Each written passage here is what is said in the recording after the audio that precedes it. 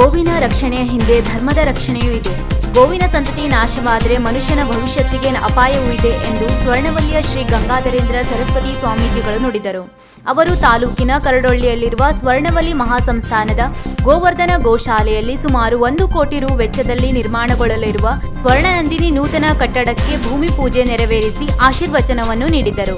ಗೋವನ್ನು ಪ್ರತಿ ಮನೆಗಳಲ್ಲಿ ಸಾಕಬೇಕು, ಸದಾ ಗೋವಿನ ರಕ್ಷಣೆ ಮಾಡಬೇಕು, ಇದು ನಮ್ಮ ಆದ್ಯ ಕರ್ತವ್ಯವಾಗಬೇಕು ಎಂದರು.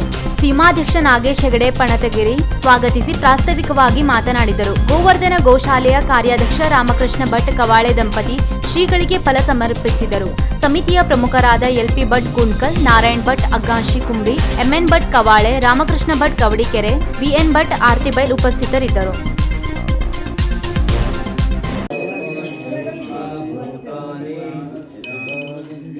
कृपादो द्वा उदयित पुरुषः पादो पुनः ततो विश्वं व्यक्रामत शासनानशने अभे तस्मात् विराजो अधिपुरुषः सजातो अत्यरिच्यत पश्चात्. ವೀಕ್ಷಕ ಮಹಾಪ್ರಭುಗಳೇ, ನಮ್ಮ ಚಾನಲ್ ಅನ್ನು ಸಬ್ಸ್ಕ್ರೈಬ್ ಮಾಡಿ, ಶೇರ್ ಮಾಡಿ, ಪ್ರೋತ್ಸಾಹಿಸಿ.